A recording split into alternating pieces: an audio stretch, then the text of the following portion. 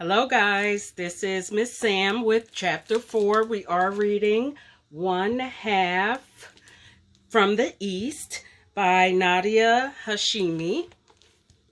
Again, One Half from the East. And at this point, Obeda has just gotten her hair cut, and she has changed her clothes. And I think we ended with her trying to use the bathroom like a boy. That would cause a bit of a problem, right? So now we're on chapter 4. And hope you're following along with me. I know that you probably don't have the book.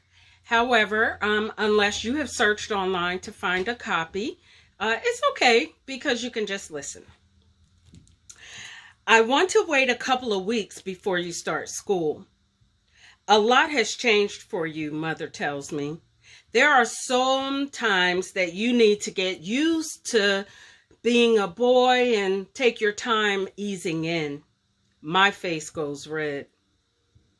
I have a feeling she somehow found out about my outhouse experiment yesterday.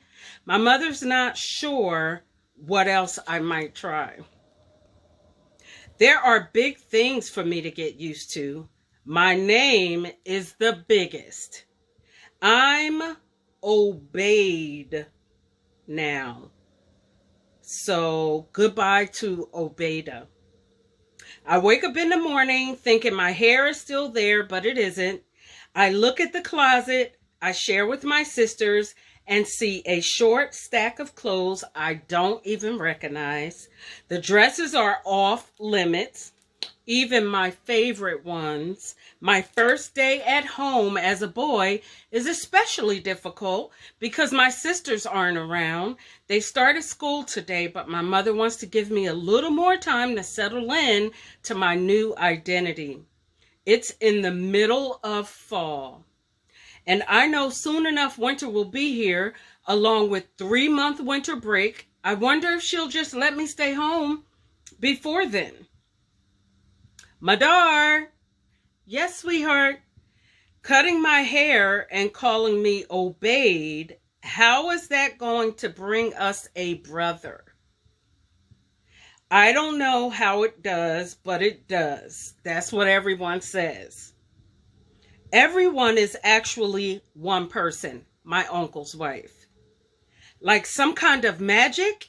Something like that. She folds my sister's dresses, sleeve, skirt.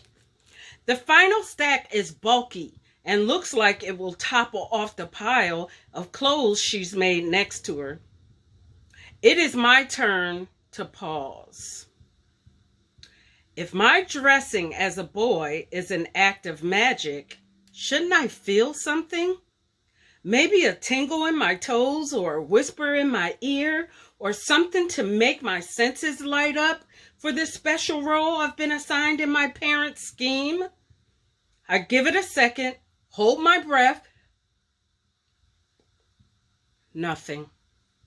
Nope, nothing. People say if you dress a daughter like a son, God will give you a son. You said I'd be able to do things other girls can't do, and that it would be great for me. But this isn't great for me at all. It's for us all. There's nothing we do for any single person here. That's what being a family is. We help each other in whatever way we can. I do want to be helpful. Do you want me to bring the clothes from outside, Mother? My mother nods and points at the basket in the corner of the living room before she catches herself. Wait! Nope. Stop. No, my son. I'll bring them in later. But they're already dry. I can fold them and... She shakes her head. Nope. Obeyed, just leave them alone and go play in the courtyard. I shrug my shoulders. It's odd for my mother not to want me to help out with housework, but I let it go and head into the courtyard. Aaliyah has left 2 of her old rag dolls by my father's chili pepper plants. The plants my mother now has to care for. Aaliyah doesn't play with the dolls, but she also can't bear to give them away. I haven't played with dolls in years either. They're also off limits now that I'm a boy, and that shouldn't bother me, but it does. The dolls are the size of my hand, with dresses as worn as Aaliyah's. Their faces have been painted on with black ink, and I feel like their wide eyes are staring at me. I turn my back to them. It's my second day as a bacha posh, and it's setting out to be lonely. My sisters have all gone to school, and my mother won't let me help her with the housework. My father wants to be alone. Since that's his thing now, I'm left to figure it out on my own. How am I supposed to be a boy?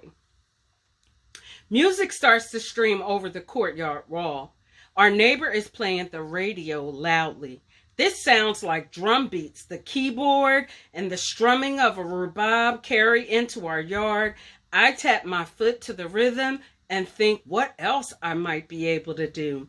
Boys my age, when not in school, would be out in the street. I've seen them playing pickup games of soccer and catch. What would I say? Would they spot me as a girl from down the road? I don't think I can walk out there and join them. I stand up. Maybe being on my feet will help me think. I could ask for a bicycle. Girls aren't really supposed to ride bicycles, but a boy could. Am I a boy? I wonder if I could keep it upright like the boys do, or if I would topple over. Obeyed, my mother calls. I brought back by her sharp tone. I spin around to face her. A basket of dry clothes rests on her hip. Yes, mother. The look on her face tells me I've done something. What is it?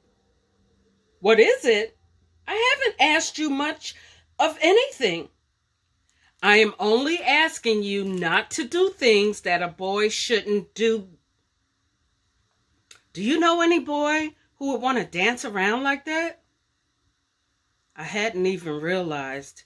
I looked at my feet and it occurs to me that I was swinging my hips to the tempo of the song as I crossed the courtyard. Come to think of it, I'm pretty sure I was bopping my shoulders too. That music just makes me want to bop sometimes. My mother makes a pot of stew with steaming white rice. We sit around the tablecloth spread on the living room floor. Neela asks my father to join us. We all hear him say what he says every day, maybe tomorrow, sweet girl. My mother piles hot muds of rice on plates for each of us. Then she stirs the pot of stew with a metal ladle. She pours the saucy mix of chicken and vegetables onto my plate first, and then onto my sister's plate. Mother! Neela cries out in protest when she looks at her dish. I just have potatoes and onions. I thought you said you made chicken for dinner tonight. This is a big deal because it's not too often that we get to eat chicken. My uncle sent some over because of the 3-day Eid holiday that marks Abraham's willingness to sacrifice his son for God. I've heard the story before and was really glad to hear God didn't actually take his son. Now it's just a holiday where we pray, visit family, and get to eat really well. We've been looking forward to this meal all day, Neela, my mother explains in a low voice. There wasn't much meat to cook. Your father is still healing and needs the nutrition more than any of us. My sisters all stare at the plate in front of me. Their eyes narrow in accusation.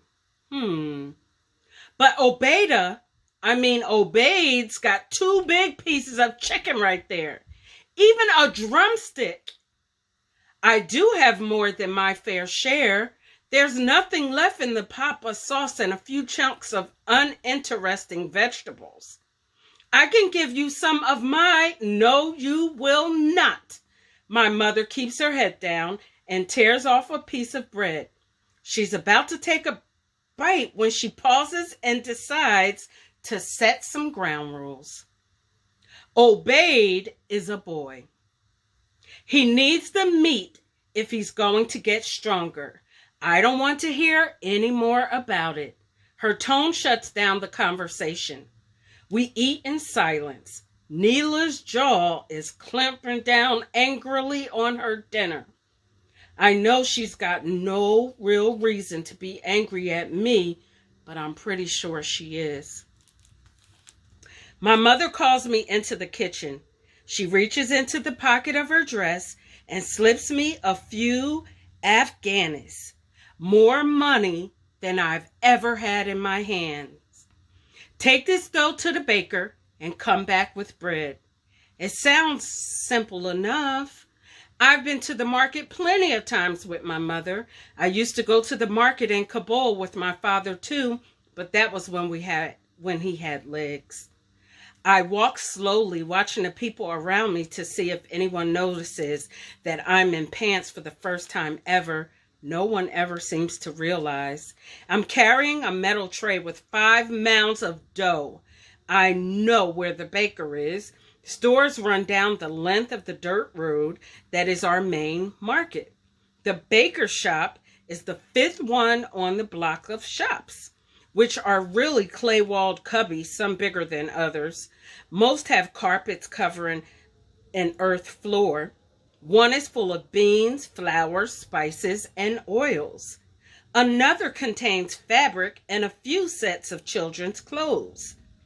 They don't have doors, though 2 of them have curtains drawn to the side so that the shopkeeper can watch for a passerby in the street. The baker is the busiest of them all. His store is easy to spot even from a distance because it has a red awning over the entrance. The store is a square space big enough for only him and his helper. They have trays of dough on the floor between them, right next to the big open mouth of the oven, a deep clay pot buried on the ground. The baker stares at me with one narrow eye.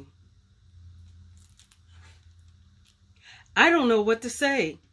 Which is the dough and which is the boy? He asked his friend with a laugh.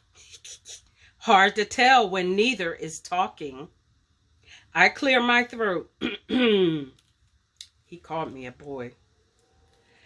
Can you bake these for us? I hold my arms out a few inches, but I'm still too far for the baker to reach. Are your feet stuck? Bring the dough over to me. I move because he's loud and abrupt. My arms thrust the tray in front of my face. He shakes his head and takes it.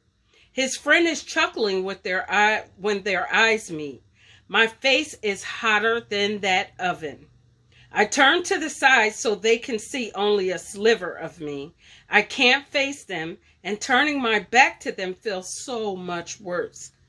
I'm not used to being alone around men I don't know. The roar of an engine makes me turn around. 2 black Jeeps with tinted windows drive by. I stare at them until I feel a whack on the back of my shoulder. I spin around, not sure what just happened. Don't stare, says the baker's helper. I wasn't staring, I reply. He's right, though. Cars like the ones that just passed by are not even common in Kabul, where there are many vehicles than here.